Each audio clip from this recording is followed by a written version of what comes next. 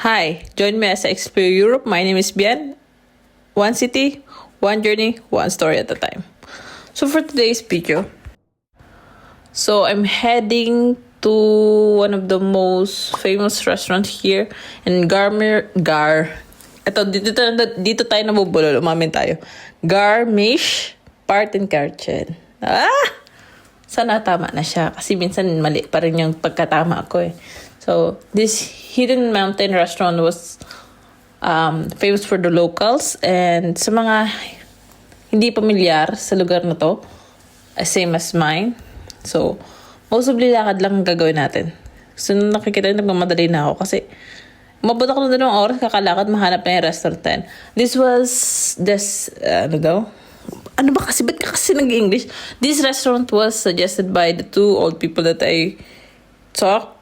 2 strangers actually. 2 strangers that told me na sinuggest nila na maganda daw yung restaurant nito. It's a hidden restaurant. It's called Schnutzenhaus Garmisch Park. Schnutzenhaus Garmisch. Ano? Ilalagay ko na lang dito. Basahin niyo na lang. Bahala kayo.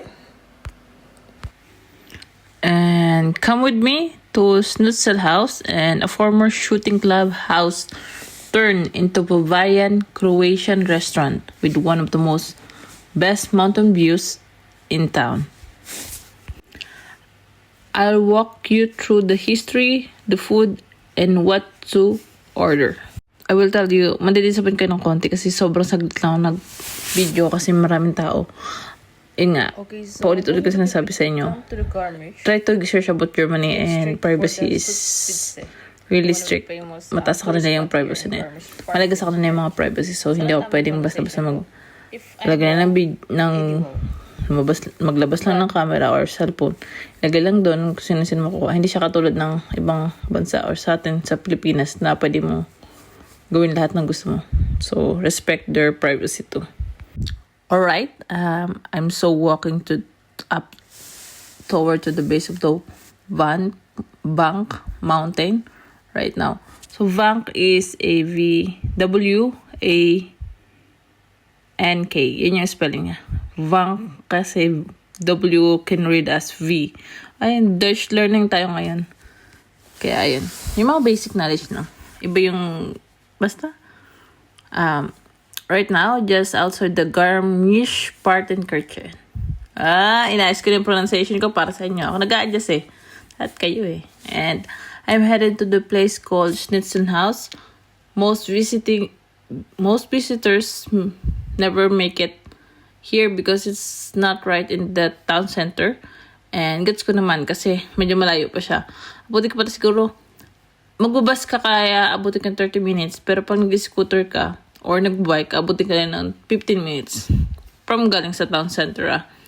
But I promise you, by the end of the video, you're going to want to add it to your list when you came here in Garmisch Partenkirchen.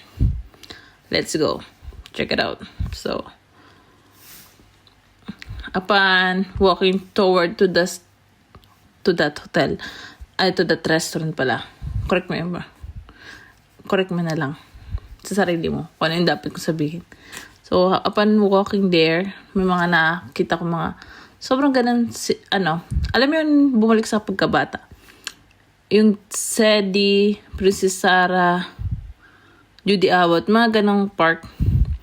Ganyan na ganyan ang feeling sa lugar na yan. Ewan ko, parang bumalik ako sa pagkabata. May ganito pa pala akong park. Kunwari nag-emote ako eh. Sana may napala ako sa emote ko sa park na to, no? Sana pera yun napala ako. May mag-emote ako, sana nagkapera ako. Ito yung gate papunta dun sa pathway, pa-hike dun.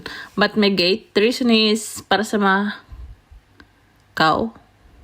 Ano ba ang cow saan? Baka. Kasi yung mga baka, may mga tendency silang magliw-aliw dito. I mean, free silang mag-walk-walk dyan.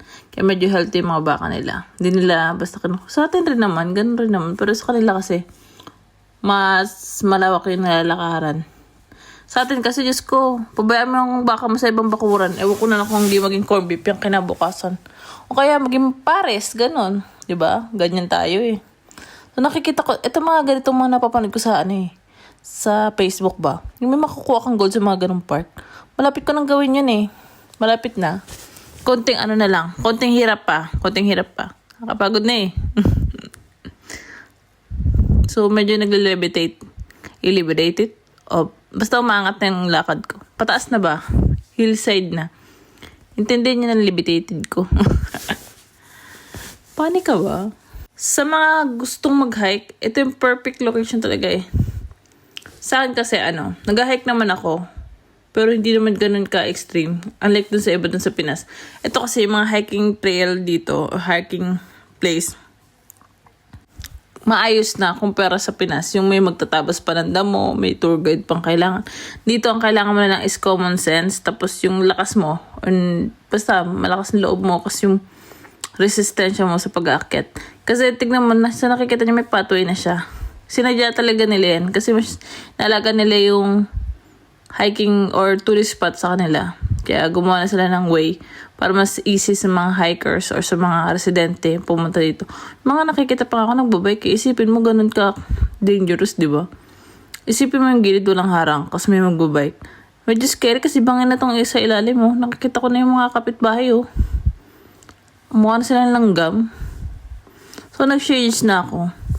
Yung shades ko hindi nakatulong sa init kasi nag-jacket ako. Nag-raincoat ka sa tirik na araw. Try nyo, in-advise ko. Kung hindi man umulan sa labas, uulan yung kilikili nyo. Dahil sa raincoat na yan. Diba? Ramdam ko yung kilikili nyo, pumapatak-patak na eh. Naiyak na yan, sis. Paulit-ulit ko yung binabalik itong view kasi tinitignan ko kung gano'n na ako kaliliit yung mga taas. Ito yung masasabi mo, titignan ko lang kayo. Andito ako sa taas. Kaya ba may napala ka ba? Noong time na to, nararamdam ko na yung kulo ng tiyan ko. Parang gumagano na siya. Ako lang ba yung ganun? Yung pagkataas ng kulo ng tiyan mo, maya buwabaw na hininga mo. So, sobrang gutom mo. So, medyo di ko na alam kung gano'n pa kalayo yung lakad ko. Kaya nga nakapass forward na to eh. Ito yung part na nagreklamo na yata ako sa life ko. Tapos patas na ako ng patas. So, syempre, sobrang paganda yung view na nakikita ko. Doon ko na-realize, Diyos ko, puro patag pala ito na, parang sobrang lawak pala ng lugar na napuntahan ko. Naghahanap ako ng potential na makain kasi parang nagde-decision ako, ibon na lang yata. Kung pwede lang magkatay ng ibon dito sa park na to eh. Itong restaurant na to was suggested nga ng dalawang matandang nakita ko. Sabi nila sa akin, may cafe restaurant daw dito sa may taas at the best daw. And perfect. You just can walk around 40 minutes. So, naniwala akong 40 minutes. Kasi nakalimutan ko yung height nila. Siyempre, iba-iba yung height nila sa akin. Anong laban ko? Pinalaki akong maliit eh. Gasol ka sis. Kaya, pero naniwala ako na may restaurant nga dito. Nung una doubted ako eh. Siyempre, may mga trust issue tayo sa life. Pero naisip ko, ba't mo lang pagtitripan ng dalawang matanda na yun? Matanda na yun. So, yun nasa isip ko. Sige, kapuntahan ko. Kasi, sabi nila, the best daw yung cafe. Actually, to be honest, nung una ko narinig cafe, naisip ko agad tinapay. Kasi coffee lang. Kasi kaya ice cream. Yun kasi yung common cafe dito, may mga ice cream. So, ito, sumili pa ako dito. Kala may mapapala ako. So, pagdating ko doon, common food nila is schnitzel, steaks, basta puro meaty. Kasi Croatian, siya, combination ng German and Croatian restaurant. So, ito ko na-realize na, okay, the best. Kasi mahilig ako sa karne. Tapos, pagdating ko doon, is either water or beer orderin mo. Bilang isang matinong tao, syempre yung beer in-order ko. Napaka-plastic ko lang magsasabi kong water. May option ka nang mag-order ng beer. Di beer na, di ba? Tubig, para saan yan po eh? Gaya ka lang. Yung mga kilala nga ako, di na uminom ng tubig, puro na lang, puro coke. So, pagdating dito sa Taktok, ayun na. Sobrang happy ko na kasi naaamoy ko na yung mga pagkain. As ang labas mo pala dito sa likod ng restaurant. Ito na nga po pala yung schnitzel. Schnitzel? Wait. Kaklarify ko lang kung anong ulit name. Ayun nga, nandito na ako sa restaurant. Huwag ko na sabihin yung name. Search nyo na lang ba? Nakalagay naman sa description na Schnitzel house. Ayun, labas na. So, sa mga nanonood po pala ng video ko, thank you at maraming salamat. Itong pagkain pala is cost 23 euro together with beer. Medyo saglit lang ako nag-video kasi bawal nga. Iniulit ko, bawal mag-video kung saan. So, nung pauwi ako, nakita ko mga strawberries, gustong baka. Bilang isang nilalang na ngayon lang nakakita ng wild strawberries na maliliit. Sobrang cute niya, diba? Ako lang ba nakaka-appreciate yung mga gitong bagay? Oh, diba? Cute. Pero dessert ko na yan. Thank you for watching!